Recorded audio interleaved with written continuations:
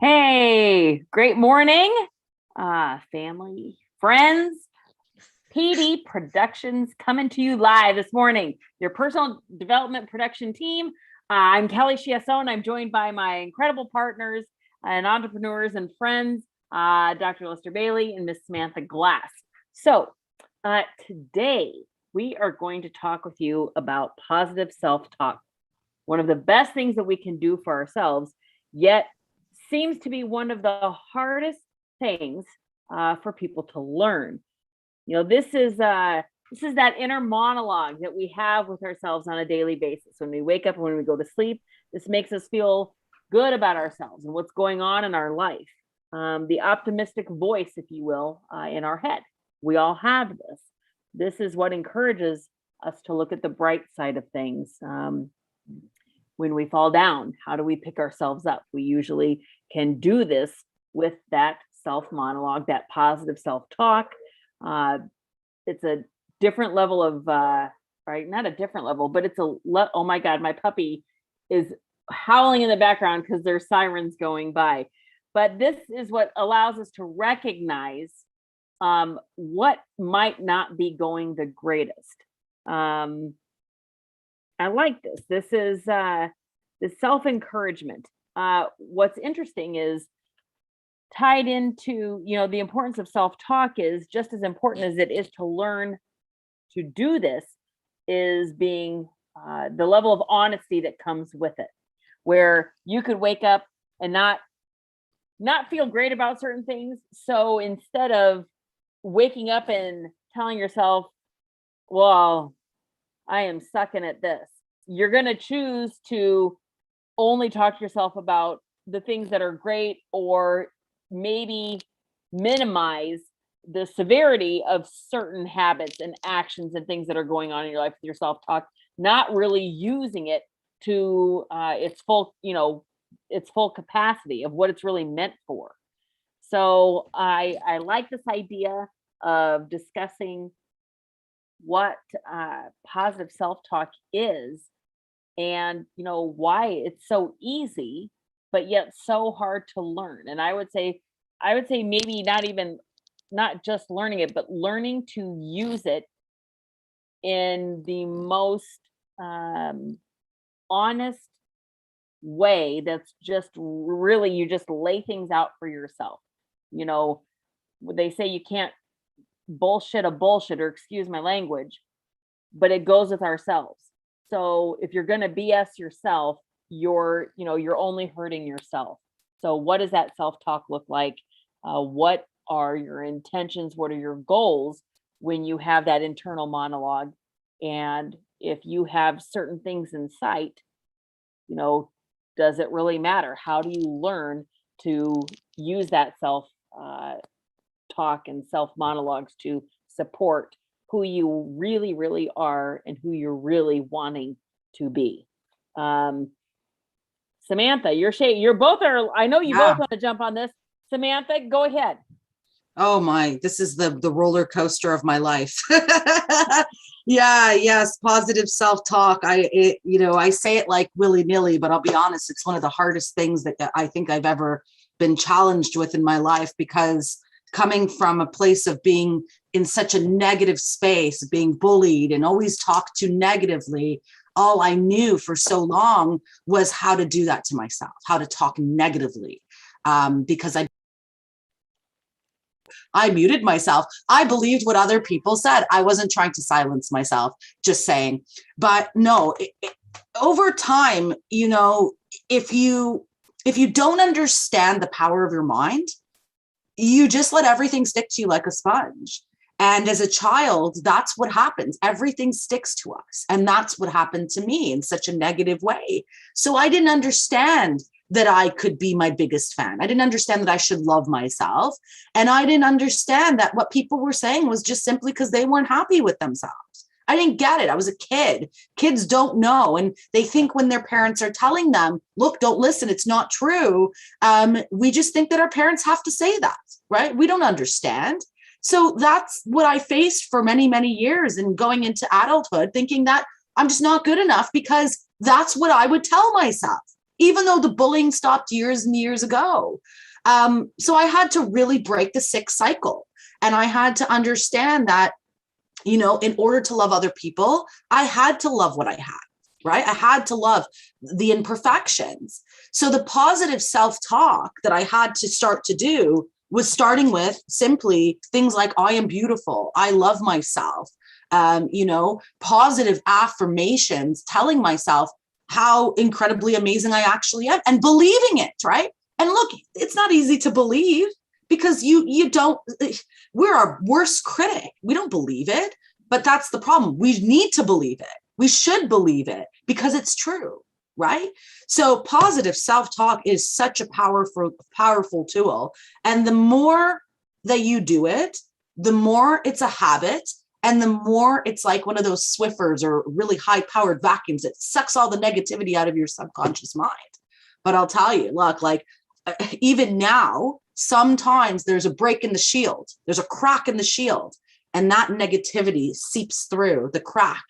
And it starts to, it's like a virus. It starts to eat at the positivity and gives you doubt. And I'll tell you, that's why I said the first thing I said is, positive self-talk, because that's what happens to me. Every day is a yo-yo. Every day is a roller coaster where I'm like, why am I doing this? Why am I an entrepreneur? I should just get a job. Like things like that, negative self-talk. And then I have to lure myself back in like a fishing rod with a lure on a fishing rod and say to myself, Samantha, what the heck are you doing? Like, are you letting that happen again? It is not an easy conversation. And it is not an easy journey, but I'm telling you, more positive than negative will still be able to combat that seepage. Lester. I suck. I don't believe myself. Personal development, who cares about personal development? Man, this is the worst thing that has ever happened to me. Why do people want me to do something like this? I know who I am. They can't tell me that I think negatively all the time. Who believes that type of mess? Positive affirmations, this doubt in talking, that fear that we have inside of us, that is just mess. That has been told to you your entire life. Your entire lifetime, from almost the day you were born, you were given negative ways of thinking. No one told you at that point in time that when you were born, that you were going to be that astronaut, that you were going to change the world, that you would sit up there and put something in the sky that people said, no, don't do that. And all of a sudden, the next thing that you knew, it was there. I love lately, they've been talking about all of these billionaires have been going up into the skies and been talking about this. In 1960, they had this guy that was president of the United States by the name of John F. Kennedy. People were talking to him in the late 50s and saying, we're going to put a spaceship up into the sky. Now we have satellites and we're able to talk to the world. But negative thinking people says, why would you do something like that? Why do we need a spaceship in the sky? Why do we need a satellite? But yet you love it because someone didn't listen to the negative thoughts. Someone said that they saw more than someone else has seen. Throughout your whole life, because somebody looked at and said, I'll make a stone wheel, the caveman, I'll make a stone wheel. With that idea, you've been transporting around your life faster, easier. Because someone's out of fire and he says, who would ever use this fire? Most of you all are able to eat. Some of you all said, I'll take the next thing and use microwave. When you have self-doubt and you think that these things won't work, someone with that positive way of thinking and moving and acting changed your way. But you have to have your eyes open, your ears open, and your mind open, ready to develop yourself into what is next. Steve Jobs said, the crazy ones, the misfits, the rebels, the round pegs and the square holes, the ones who see things differently are the people who change the world. What changes are there in your world? Because I may see something optimistically versus you may see something pessimistically, or you may see the fear in it. Why is that fear holding you And what is that thing about change that scares you the most? When you're identifying your self-talk, remember, this is your self-talk. This is not, you know, my mompreneur, my professor here. This is your self-talk that you have to be able to stand up in front of that mirror in your house, have that mirror conversation, and say to yourself, I need to change my negative ways of thinking. I'm sick and I'm tired. What is it that you're sick and tired of? Not moving forward or holding yourself back? Every time you hold yourself back is a self-talk. It's something that has been in your thoughts. Believe it or not, you have 90,000 different thoughts a day. 156 of those thoughts are repeated several times in your life. Most of the words that you use are the words that you have repeated over and over again. When you change your vocabulary mentally, physically, and spiritually, you now start to living in your positive ways of thinking, of acting, of feeling. You can turn around and tell yourself all day long, I'm not going to eat that junk food. I'm not going to eat that junk food. I'm not going to eat that junk food. As your hand goes in that bag of potato chips, you Throw it go out. from you go from the negative thinking. I can't eat this potato chips no more. I won't do it no more. I won't do it no more. And all of a sudden you're doing this. The positive thought is, I'm doing it. Now, how do you take that thought and says, okay, instead of eating the whole bag, it may take me 2 months to eat this bag of potato chips. The way you move in your lifetime, change seems difficult, but it takes time. So believe in yourself a little bit more, Samantha says. Get rid of this self-doubt. Learn to doubt your doubt. Learn to, uncage yourself and be ready for the change that is looking for positive ways of thinking. It's okay if you think positive. Don't think negative about thinking positive. Like, I can't think negative. I can't think positive. That's a negative thought. That's the same. I have to jump on that because it's exactly Mhm. to that point. It's the phrase we like to say it here over the last couple years and a bit is, if you're right, you're right. If you're wrong, you're right. And it's like no matter, your self-talk is the same. Like whether you're talking to yourself out loud or quietly, that's still self-talk. And so whether it's good or bad, those are the messages you're telling yourself all day long. So if they're positive messages, you're going to encourage and motivate and inspire yourself. If they're negative, you're simply going to limit yourself simply because you're being negative. So I like that. I like that Yeah. We all have to learn how to unlimit ourselves. I like how Kelly said that we limit ourselves, but we have to start learning how to unlimit our limits. have a You purpose of higher, like a higher version of yourself. right. One of you all, you don't know, we love talking about, our Professor Glass because she can remember the day when she had to stand up in front of a crowd and actually use a word, to say, okay, something more than presenting, she was the presenter.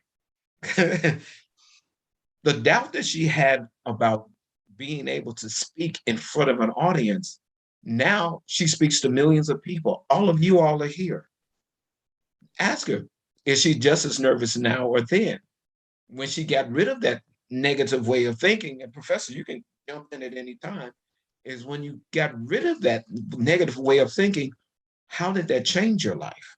Professor Glass. Yes. So it's interesting. And here I'm using what a negative word. I need to take that out of my book. I'm working on that one. No, Lester's right though. I've always had this fear of public speaking, but it's interesting. I can talk here. I can talk to students. I can talk to certain groups, but it's when I get in front of other types of groups, now I'm noticing my fear is shifting. So before it was like, I'm not talking in front of anybody at all because everybody's judging me. That's what I used to think. And then I got up on a stage, reluctantly, sweating, and I spoke, even though I was scared and I don't know if I did a good job or not, but you know what? I did it. That's the point. I did it, right? And then now I'm noticing people are asking me to speak all the time, which is amazing. I have this big event on Friday where I'm speaking all over the world, people all over the world. Here we speak to people all over the world. And I get nervous, but I say to myself, am I going to let that fear define me, or am I going to define the fear, right? Like, am I going to step up? So I show up. And I admit to the audience, look, I'm a little bit fearful. And then I just run with it, right? But I'll tell you, the nerves never go away. It never goes away. It just only gets easier over time. But I'm always fearful. I'm just not sweating and freaking out and panicking. But, you know, there's still a little bit. Yeah, exactly. I have to have extra deodorant around and a bucket. But there's always that feeling like that I'm like, okay, well, I haven't spoke to this type of audience, or what are they going to say? And I've had that like last week, I had that situation where I was like, I think they're going to judge me because I'm going to share my story about being bullied, and I'm going to be raw and real, and these people don't know me. So it happens to me sometimes where I'm just like, I'm getting in my own way. But I'll tell you, the more that I kick myself out of the way, not literally, because that would be weird, the more that I notice that, the more that I notice I can do it. And it comes with hyping myself up, doing that Hulk Hogan, getting ready, prepared for battle, you know, and just saying, I'm going to do it, because that's the difference between then and now. Is before I wouldn't do it at all. I'd go in front of a court, I'd talk to a judge, everyone was behind me, and I didn't care if they were behind me. But when you have all these eyes staring at you, looking to learn something from you, and you're unsure about your abilities that you've had for so long, that's when the problem arises, right? You start to doubt everything. And that can't happen, because every one of us has a unique journey. Each one of us has something to share, and someone, even one person, will learn from us. And that's what you have to keep telling yourself, is you're going to go in there and you're just going to deliver, right? Even if some people don't resonate with it, that's okay. The point is, you're going to do it.